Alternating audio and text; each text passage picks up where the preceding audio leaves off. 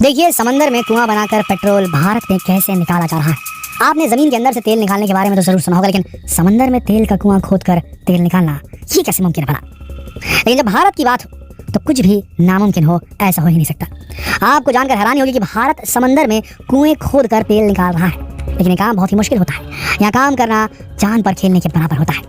आज के वीडियो में हम आपको लेकर चलेंगे तेल के ऐसे ही कुएं की सैर पर, जहां हम देखेंगे कि कैसे जान हथेली पर लेकर आपके लिए पेट्रोल और डीजल निकाला जा रहा है। तो बस बने रहिए वीडियो के अंत तक। दोस्तों, पेट्रोल डीजल की बढ़ती कीमतों ने सबका जीना दुश्वार कर रखा है और अब तो ये कीमतें 100 रुपए के पार जा चुकी हैं। पेट्रोल डीजल की बढ़ती कीमतों का कारण तो आप जानते होंगे। जी हाँ, सही सोचा आपने। पेट्रोल और डीजल का उत्पादन हमारे देश में नहीं होता, यही बड़ा कारण है। हमें अरब देशों से तेल खरीदना पड़ता है, जिसकी वजह से कच्चे तेल की कीमत बढ़ने से हमारे देश में भी पेट्रोल और डीजल के दाम बढ़ने लगते हैं। सोचिए, कितना अच्छा होता अगर हमारे देश में भी कच्चे तेल के कुएं होते, तो हमें भी शायद सस्ता पेट्रोल नसीब होता। लेकिन ऐसा नहीं है कि हमारे देश में तेल का कोई कुआं है ही नहीं। हमारे देश में भी कैम्बे क्षेत्र की खाड़ी में मुंबई के पश्चिमी तट से 176 किलोमीटर दूर स्थित मुंबई हाई फील्ड नाम का तेल का कुआं है। इसका संचालन भारत के तेल और प्राकृतिक गैस निगम ONGC द्वारा किया जाता है। ये एक ऑफशोर ऑयल फील्ड है और ये समंदर के किनारे से 75 मीटर की दूरी पर स्थित है। इसकी खोज 1965 में की गई थी, 1965 में, और 1976 में 1976 से यहाँ से तेल का उत्पादन शुरू हो गया था। समंदर के अंदर से तेल निकालना आसान काम नहीं दोस्तों। यहाँ हर पल जोखिम से भरा होता है। सबसे पहले बहुत ही एडवांस मशीनों से समुद्र की तली में तेल की खोज की जाती है। समुद्र तल के नीचे पहले पानी रहता है समंदर का, फिर समुद्र तल और उसके नीचे तेल की खोज की जाती है। सोचिए कितना गहरा वहाँ पर अन्वेषण करना पड़ता होगा। इसके बाद समंदर की तली में खुदाई करके क्रूड ऑयल निकाला जाता है और फिर उसे शिप में ही मौजूद ऑयल रिफाइनरी में लाया जाता है, जहाँ उसे रिफाइन करके उससे पेट्रोल, डीजल और नेचुरल गैस जैसे उत्पाद प्राप्त किए जाते हैं। और इसके बाद कार्गो शिप की मदद से किनारे पर भेजा जाता है। इसके बाद ऑयल कंपनी के टैंकर इस तेल को पूरे देश के पेट्रोल पंप पर भेज देते हैं। अब यहाँ ये भी जान लीजिए कि क्रूड ऑयल होता क्या है। क्रूड ऑयल नेचुरल रूप से पैदा होने वाला पीले काले रंग का गाढ़ा लिक्विड होता है।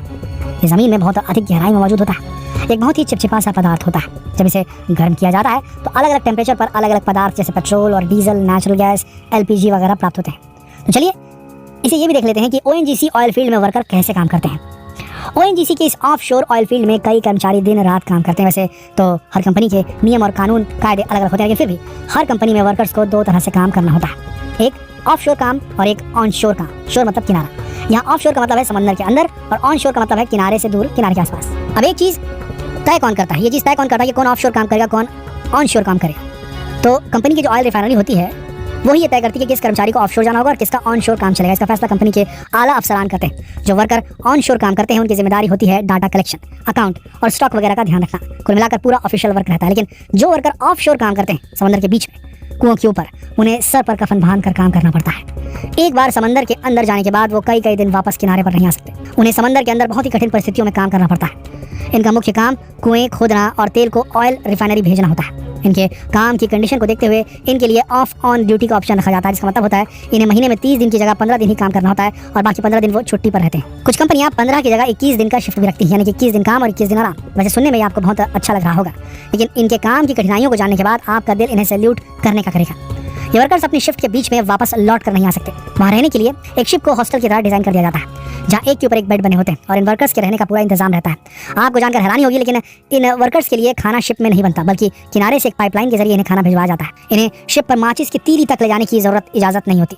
अब आप कहेंगे कि भला इतना स्ट्रिक्ट रूल क्यों? तो उसका कारण है कि ये लोग ऑयल रिफाइनरी के आसपास होते हैं, जहाँ चारों तरफ बहुत अधिक ज्वलनशील पदार्थ होते हैं। ऐसे में छोटी सी चिंगारी भी बड़ी दुर्घटना का कारण बन सकती है। 27 जुलाई सन 2005 में भी ऐसी ही एक आग की चपेट में आकर 22 वर्कर्स की मौत हो गई थी और भारतीय तट रक्षक बल बहुत कोशिशों के बाद उस आग पर काबू पाए थे।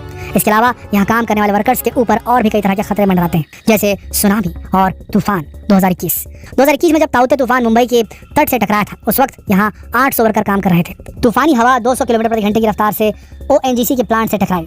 30 से 35 फीट ऊंची लहरों के बीच फंसे ये वर्कर अपनी जान की सलामती की दुआ मांग रहे थे। इंडियन नेवी के बहादुर नौजवानों ने अपनी जान जोखिम में डालकर यहाँ से सैकड़ों लोगों को बाहर निकाला, लेकिन उनके इतने प्रयासों के बाद भी 89 वर्कर्स लापता हो गए, जिनका कुछ पता नहीं चला। दोस्तों, अब ये तो आप समझ गए होंगे कि समुद्र से तेल निकालना कितना खतरनाक काम होता है, लेकिन इसके बावजूद भी ये काम दिन रात होता है, क्योंकि पेट्रोल और डीजल की खपत दिन रात बढ़ रही है। सड़कों पर गाड़ियों की भीड़ रहती है। अभी तक कोई भी देश पेट्रोल और डीजल का सफल विकल्प नहीं खोज पाया। इलेक्ट्रिक व्हीकल्स के आने के बाद से कुछ हद तक उम्मीद जागी है कि शायद दुनिया की पेट्रोल और डीजल पर जो ये निर्भरता है उसे खत्म किया जा सकता है, लेकिन अभी इसे भी पूरी तरह सफल नहीं किया जा सका है। और वहीं पेट्रोल और डीजल के कुएं अब सूखने लगे हैं। सभी तेल उत्पादक देश अपने उत्पादन की पीक लिमिट क्रॉस कर चुके हैं और कई यात्री देशों में तो तेल लगभग खत्म हो चुका है।